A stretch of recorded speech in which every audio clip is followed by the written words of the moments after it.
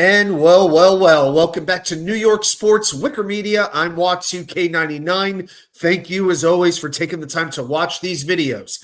So the Four Nations Faceoff is about to begin. It starts Wednesday night, February 12th, and that will be in Montreal. So this is going to replace the All-Star game this year.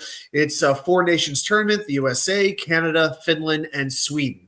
So what we're going to do is break down the format, give you the schedule, talk about the different rosters, what their strengths and weaknesses are, and I'll give you my prediction for how the tournament will go. So as far as the format goes, it is a single round robin. So each team will play the other three teams once. Now, if those games go into overtime, it's 3-on-3 sudden death for 10 minutes, followed by a shootout. The point system's pretty straightforward. A regulation win gets you 3 points. A win in overtime or a shootout gets you 2 points. Loss in overtime or a shootout gets you 1 point. If you lose in regulation, you get a goose egg, 0 points. Now, the first two games for each team will happen in the Bell Center in Montreal, Quebec. The first two games for each team, Canada and Sweden, 8 o'clock Eastern time, and the USA begins against Finland on Thursday, also at 8 o'clock. Saturday night, you have a doubleheader. Actually, Saturday is a doubleheader. Finland and Sweden will face off at 1 p.m., and the USA and Canada, which is definitely the marquee matchup for those of us in North America, that will be at 8 p.m. on Saturday night. At that point, the tournament shifts from Montreal over to Boston for the remainder of the tournament.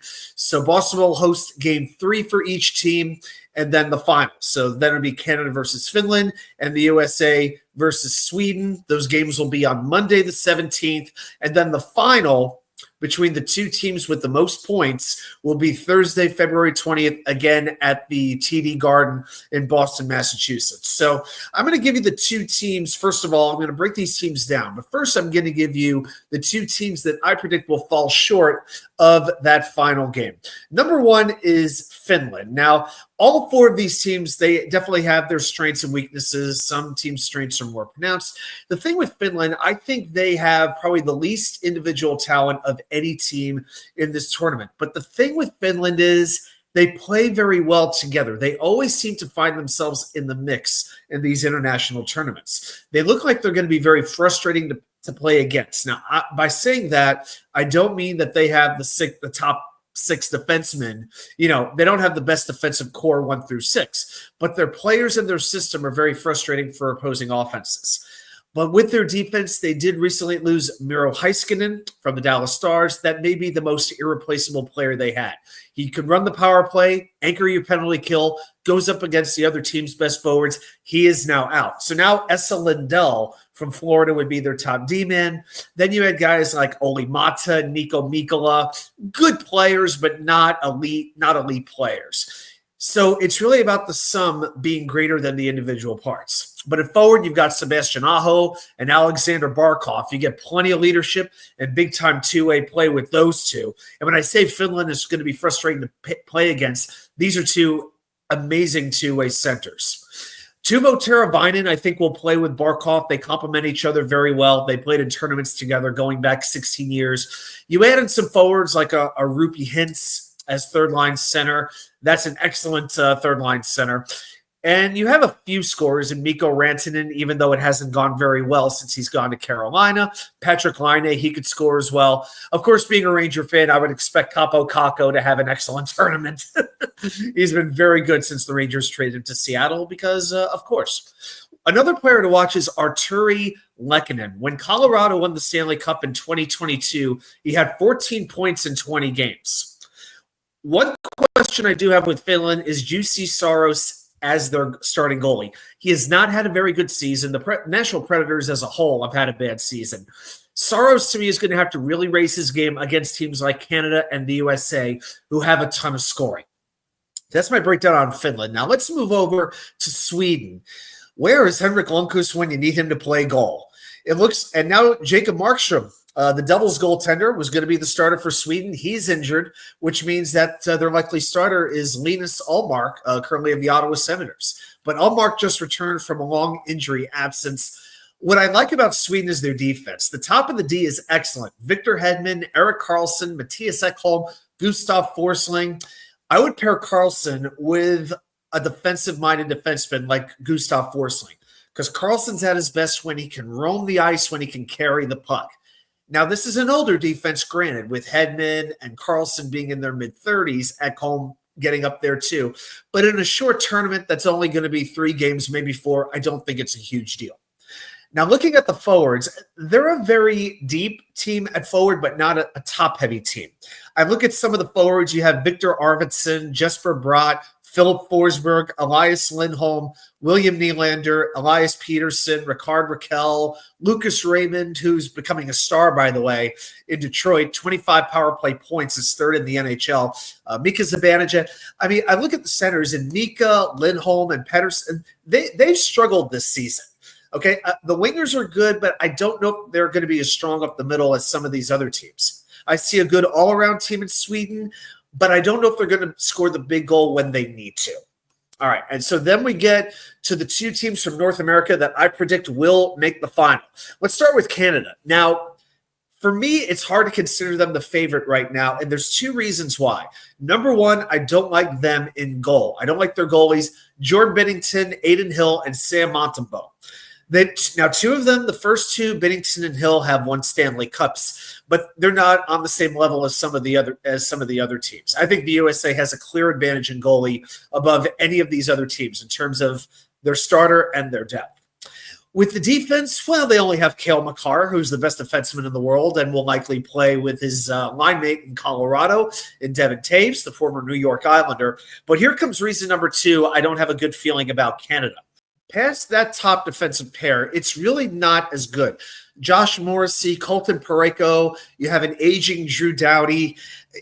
I don't really know how much I trust them, but with the forwards that they have, they really just need good, responsible, reliable play from their defense. I don't look at their defensemen as players who are going to make the biggest impact on the team. You just don't want them to be a liability. If Canada's going to win, they're going to have to outscore their opponents, and they could do it. Connor McDavid, Nathan McKinnon, Braden Point, Sam Reinhart.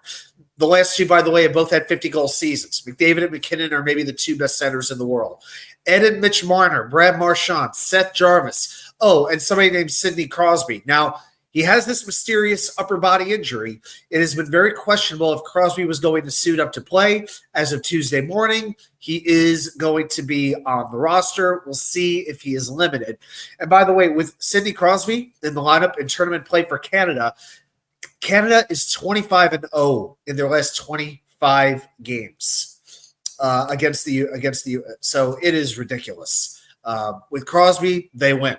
That's what it's been. Obviously, he's aging at this point, but I thought that was a pretty interesting stat. They haven't lost an international game with Crosby in 15 years with those teams. Now, there's some more gritted forward that I like with Anthony Cirelli, Sam Bennett, Travis Konechny, and John Cooper from the Tampa Bay Lightning is coaching.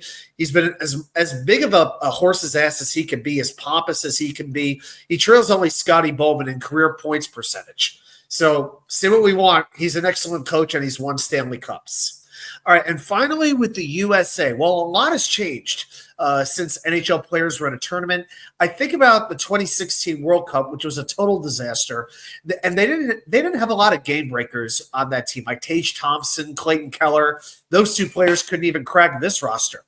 Let's start with the goalies. Connor Hellebuck should start in goal. He's the runaway favorite to win the Vezina Trophy this season. He's backed up by Jeremy Swayman and Jake Ottinger of Boston and Dallas, respectively. So let's see what happens there. But I expect Hellebuck to play any game that has impact.